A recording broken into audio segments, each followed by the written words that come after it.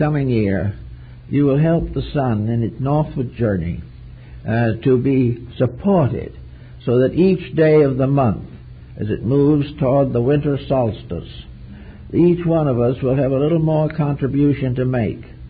We will not be satisfied simply to take sunbaths or take a vacation in the present climate.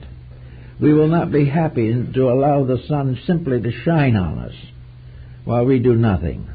We will rather realize that our purpose is to have the sun shine not on us, but through us, to all that is necessary, to all that is vital, to all that is valuable to the common good. So to grow up each year with the sun is very important, so that each year we become a little wiser, a little happier, and a little stronger, and more inclined to offer thanks and our various offerings to the sovereign sun. And then when we come finally to the summer solstice, and it begins to fade again, then we suddenly have another descriptive thought. As the sun slowly fades into the winter, it leaves us standing on our own feet. As it grows less day by day, we must supplement this loss through our own insights. If it is possible to recognize that in winter people who are poverty-stricken need help in the form of clothing and food because the seasons are too inclement, in the same way, the soul, functioning in its own needs, requires a little more of our giving when the great sovereignty of the sun fades a little from us. It is as though we were growing into maturity, and little by little the parents who guided us fade away. And as they become less and less capable of guiding and guarding, then we must take over ourselves, take care of our own destinies, and guard and guide those who have loved us. Everything is a sharing, and every year is an opportunity to grow enough to share a little more, to do something better about all these things, rather than to simply drift along from day to day in our old ways. It seems, therefore, that somewhere along the way we're going to have to get a new theology, in a sense, based upon the interpretation of the vast theology of existence itself. We have created all kinds of religions. Some are good, some are not quite so good. All are mostly sincere, there's no question about it. But there's something that they sort of set them apart. Theology was a branch of learning, to be listed with medicine or art or literature or law.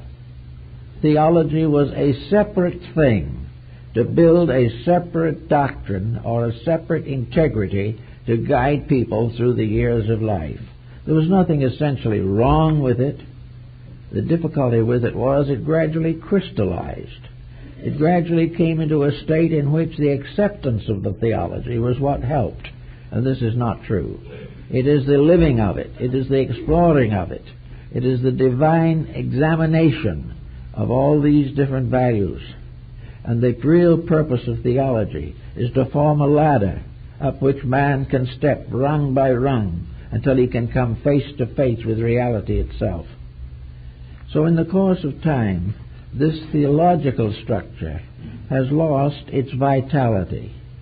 It has lost the realization that it was a science of salvation, not merely a series of beliefs, and that when two or more religions lock in some kind of horrible animosity, each one claiming to be more kindly than the other, and committing every conceivable crime in the name of the God of love. If this type of thing happens, gradually, little people, ordinary folks, are going to begin to see through the situation. They're going to realize more and more that these great formal structures are crystallized into patterns. Some of these patterns are good. There's no reason why we shouldn't follow the faith of our fathers if we're so inclined. But we should take that faith as a means of discovering the faith of our one Father, the eternal light from which we come. We must keep faith with truth and life. not merely with an assortment of opinions and beliefs. We must take no shortcuts. We must not try to join something that will save us from our miseries without improving our natures. Everything must be done lawfully and properly. Man is rewarded for his works and not for his promises. He is rewarded for his deeds and not for his pretensions. Each person in his own way is a traveler toward the light. And that light cannot be taken from him. It cannot be obscured by any physical phenomena. It could not even be destroyed or obscured if the planet Earth itself dissolved, because this light is eternal. And that which becomes one with it gains eternity with it. That which comes to see it shares it. And little by little the individual who saw only his own backyard gradually begins to see his neighbor's life, and then his country's life, then the world life. Everything comes as the person gains through the experiences of the testing of beliefs with love and understanding. One of the problems that we have had is the importance of travel. People who have seen other faiths have a better understanding than those who have been locked always in their own. The more we experience or see or behold or appreciate the dedications, the convictions, the ideals of other people, other nations and other races, the more we suddenly come to realize that all these faiths are one faith, separated only by geography and language. The real facts are always the same, and the facts are the oneness of life, the parenthood of the divine, and the brotherhood of humanity. These are the great truths. These are the things that we should think about a little bit as we come to the Christmas season. For we are about to be given a new opportunity to grow. The gates of the temple will open again, and the processions of the initiates will enter in to experience more testing, more trials, more proofs of integrity. And as their proofs improve, as they show themselves to be more and more worthy, the secrets of the eternal will flow through them. The more we become enlightened and awake inwardly, the more we will understand of the universe. The more the great truths of life will shine through to strengthen us and create in us a positive dedication. There are some interesting patterns and things that have come down to us from the ancients, including these various rituals, most of which tell us definitely that all ritualism is merely a symbol of life process. Rituals are things that life passes through in the process of becoming, and later in the process of bestowing. These two great processes work together. The child born into the world, even in infancy, is passing through initiations. The initiation of learning to walk, the initiation of learning to cry, the initiation of depending upon the love of parent and bestowing from itself a strange trustfulness which has not been destroyed by sophistication or abuse. The child's perfect acceptance of life reminds us of primitive society that in the beginning did not have the type of mind that censored, divided, was suspicious. And because it was not suspicious, there were no suspicions. The whole thing developed within that child itself. Then came the second initiation into the mysteries, and that was growth. Here we find the child faced by the gradual dawning of its own vital resources. Here we find the child going to school, facing education, facing the various dangers and hazards of gradual acceptance into physical society. Here the child passes through so-called childhood diseases, and most people have them philosophically and religiously also. Strange diseases of uncertainty, disappointment, disillusionment, discouragement, and antagonism of religious conflicts.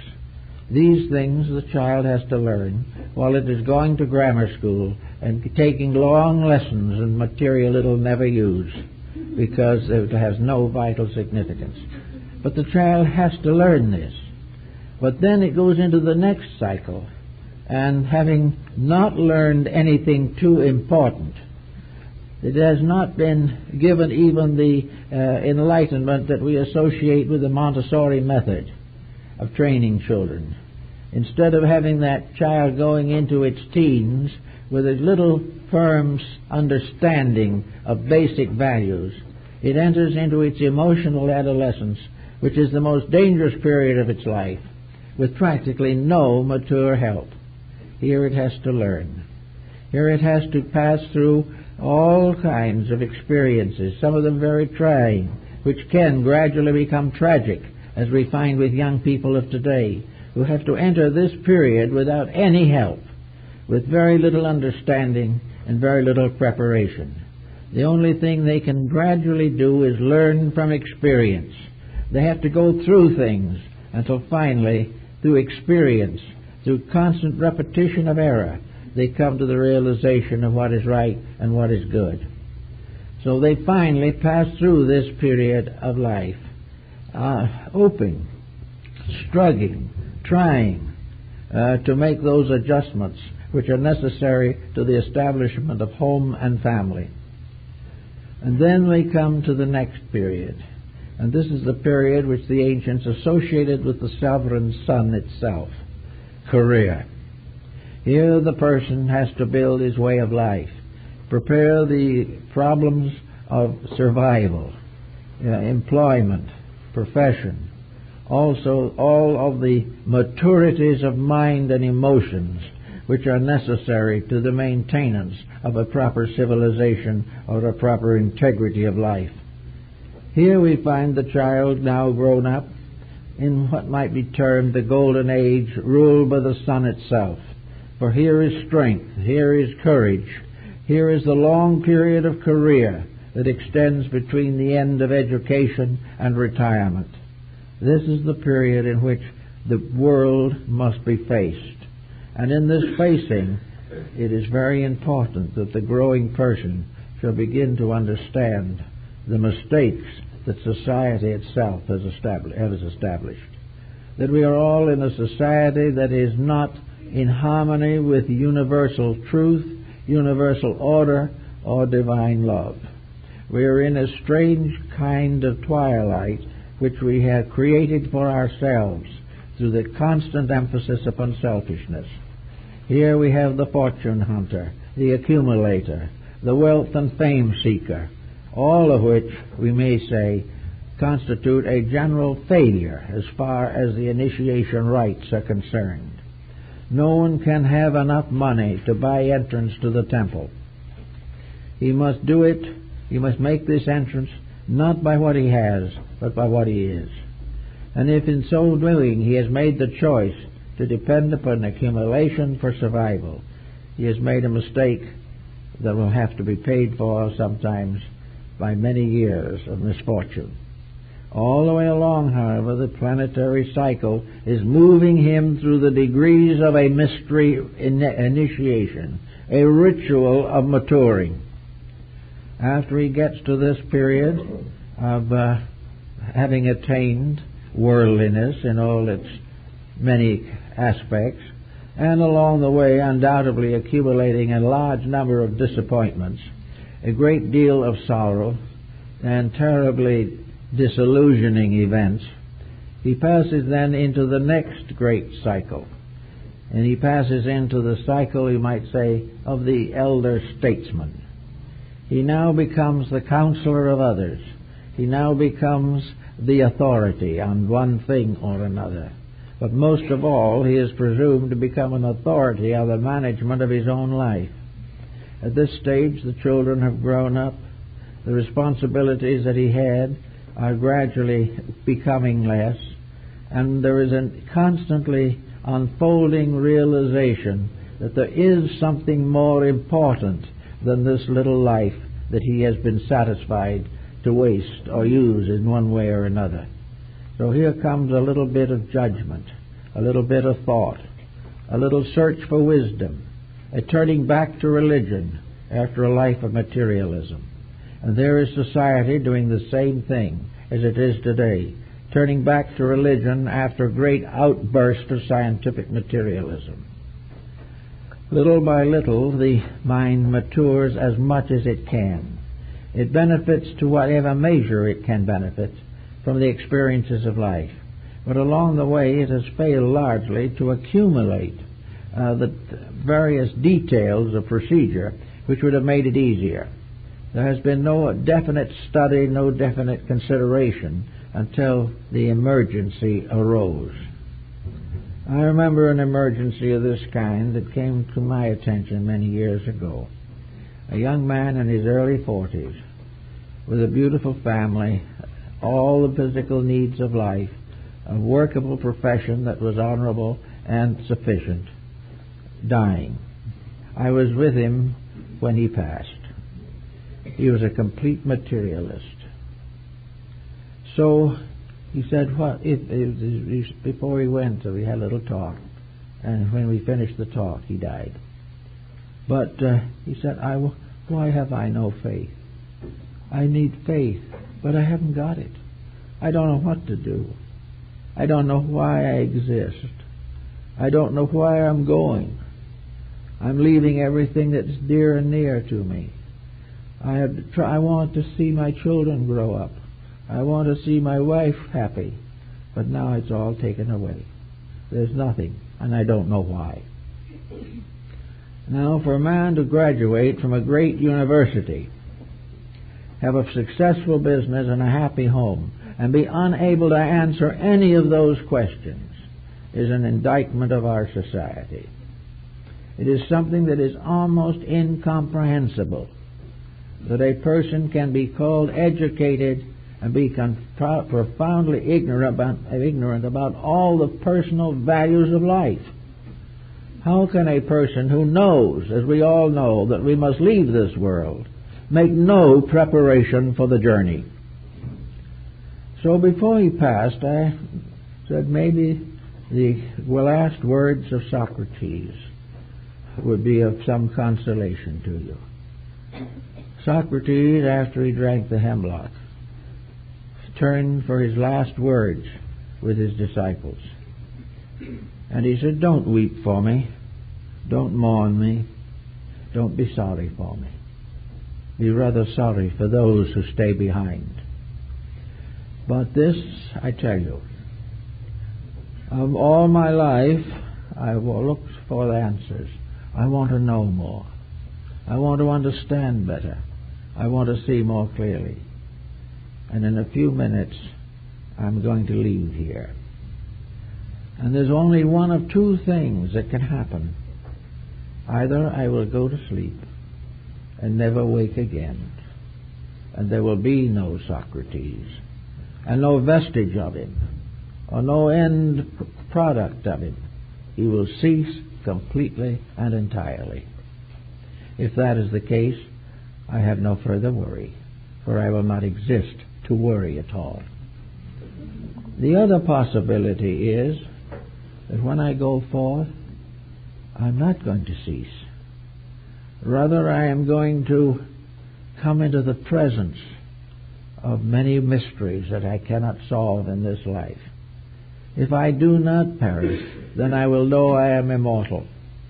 If I have a survival and a part of a universe of unknown and invisible principles after death, probably I will understand some of them.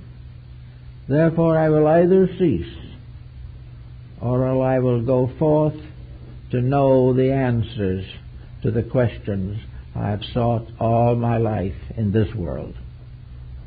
Well, I told the young man that, and he kind of held my hand for a minute. He says, I think I understand. And he went. So this is the type of problem that we should think about perhaps at this season of the year. We should think about the creation of a way of life, which is the dedication of the Christian spirit. We are told clearly that the gift of life is the gift of God. We are told clearly that love took flesh and dwelt among us for the redemption of all that lived. These things are parts of faith that sometimes are closer to children than they are to the adult. But in any event, we are celebrating today the annual birthday of the Divine Son, whether it is spelled with an S-U-N or an S-O-N. It becomes the symbol of infinite life, infinite light, and infinite love. Therefore, this is a very important day. It's not much use for us to go out and make resolutions, because we'll break them in a few days. But we can begin to understand, not placing a penalty upon ourselves, but allowing the self within us to grow a little, to begin to open up, simply because our thoughts are more generous and more kindly, and that we are beginning to realize that happiness is not something we can gain by direct effort. Happiness is a byproduct. It comes as the result of doing things right, living and thinking and loving and hoping in harmony with the divine purpose of things. We live in a universe that is completely lawful. And that law is not only a code of conduct, it is the security of an infinite love. Law is a discipline given to the universe that it may fulfill its proper destiny. And it is the same with us. The disciplines of living are the ways that we gain eternal life. So at this time we should perhaps be a little more thoughtful, a little more considerate of these great values, that we should realize that the return of the Sovereign Son is a new invitation to growth. Just as the little seeds will come out of the earth again, and the birds will sing again, so all life will take on the glories of the spring and summer.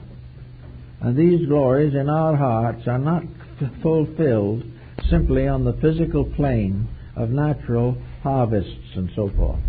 In our lives, these promises of eternal progress, this new opportunity to grow, is the greatest gift that anything can give. There's nothing that can be put in a stocking that will do for us that which a thought of constructive integrities can do for us. It can help us to bridge difficulties and intervals, and the sharing of our convictions with each other, because we really want to share, is an enrichment for all concerned. Today we are searching for world peace, and in the first day of January we will have another opportunity, a year for the searchings out of the ways of peace. The beginning, even today before Christmas, we are beginning at this instant a new opportunity to preserve all the values that are necessary to the survival of our personal lives and the nation to which we belong. It is all a matter of consecrations, a matter of not being consecrated to some code of our own. That has been our trouble. We have built little mountains of our own convictions. We have decided in our own way, with very arbitrary purposes, what we're going to do and how we're going to think and what's going to happen. This is not it. This is the opportunity that we have to allow ourselves to experience the will of life itself, experience the purpose for which we are intended, and not the purposes that we try to create for ourselves. Every one of us is part of an eternal atom. Every one of us is in some way related to everything else that exists. We are all one great, wonderful being under one eternal power. If we can begin to think about this, see it, and understand it, then maybe we can start a year in which each of us will be more mindful of the good of others and not live completely and entirely for the accomplishment of personal ends. There is the personal which will go down to the darkness with us. There is an impersonal which will rise phoenix-like into the light of a better and more noble existence. Not only are we thinking now of our own present time, but the future that lies ahead. We came into this world with uncertain destinies because of our own natures. We brought with us a load of unfinished business, most of which, unfortunately, was not entirely happy. We come here to pay our debts, but also to receive our rewards. There is no such a thing as nothing but punishment. Somewhere along the line we did something right in the past, therefore something good happens now. But there is inconsistency, uncertainty in our way of life. It is therefore very important for us to begin to live better now, because we have to live with ourselves as long as individuality remains, which is quite a time yet. So we have to be true to ourselves now to be able to live with ourselves later. And the more that we build into our consciousness of that which is right and true and beautiful and useful, the better the future will be. So on Christmas today, and the Christmas day, the little man with the red coat and the white whiskers comes to a kind of happy reminder. Perhaps this little man with the red suit and the white whiskers is also an extended symbol of the sun that is going to bring us another year of joys. It's going to come from the North Pole, which is pretty good astronomy at that. Very much. For in the old systems, the wheel of the zodiac was placed with Capricorn at the midheaven and Cancer at the nadir. Therefore, the little man that comes from the far north can be a symbol of the earth deity of the ancient Egyptians, a little rotund creature that brought the toys to children, because the Egyptians also celebrated Christmas, and they did it as we did, with little stone dolls and little toys and gifts and little presents of clothing and jewelry and things. But this also came from the great north, the symbol of the unknown. The inclination of the plumed helmet of Osiris was the inclination of the earth's axis, exactly as we know it today. So from the north comes the light, the north being in this case the birthplace of the annual sun. So in Capricorn the sun is reborn. It is reborn to shine down over the coming months until finally it reaches the fullness of its summer. Then it begins to retire because it has left behind all that is necessary for the next step in human life, and that is man taking care of himself. Now how does he do this? Well, a farmer can tell you. When the seasons are right, he plants his grain. When the grain is ripe, he puts the seed away for the next harvest. Then he takes and stores away the food for the winter.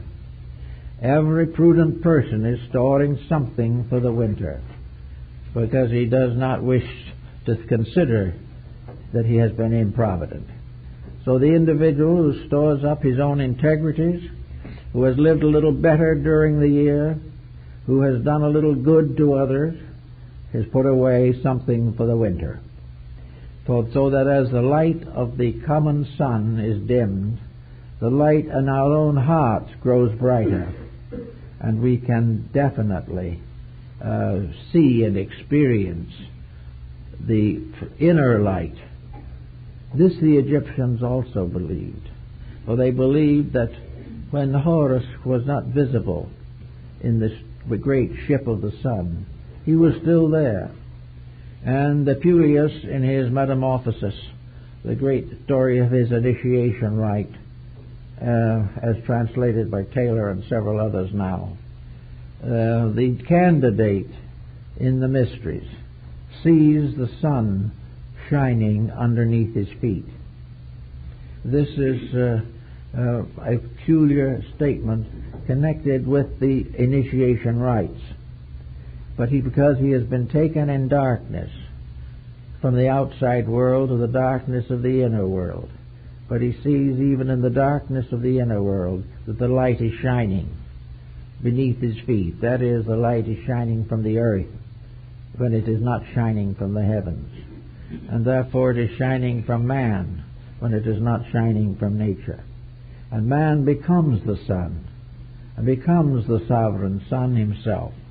And by his own light brings nourishment, life, hope, happiness, growth, security to his own kind. In winter, the individual has his chance to do things. Instead of being required to wait or to hope, or just simply through laziness to consider that he will be taken care of, he comes to a season when he must take care of himself. And the world today is in that season, a season in which we can no longer depend upon the errors of others, or no longer depend upon the corruptions of codes. The light has become a little dim for us now. We are in a winter of our discontent. And in this particular season, the sun, psychologically, is obscured. The sun has gone its eternal way, and we must take over the holding of the light until the next winter solstice. The period from the summer solstice to the winter solstice becomes our responsibility. It is harvesting and conserving and preserving, and the process is represented by the constellation of Virgo with a sheaf of grain, which is a symbol of putting the harvest away. In the spring, heaven bestows. In the fall, man conserves. Little by little, the whole astronomical universe breaks down into a morality that has the most perfect evidence that we can have. The only evidence, really. Everything else is conjecture, except that the sun rises, and that also that spring comes. All things that are immovable and eternal and inevitable have to become the basis of the building of a useful philosophy of life. If we do not build upon that kind of a foundation, we are in serious trouble. So I'd like to think as the term, as the sun moves northward, that we will all move with it to become cooperative parts, so that out of our own hearts, rays of that sun will shine upon a world that is beginning to awaken from the sleep of materiality and to come again into the light of the love of God. Thank you very much.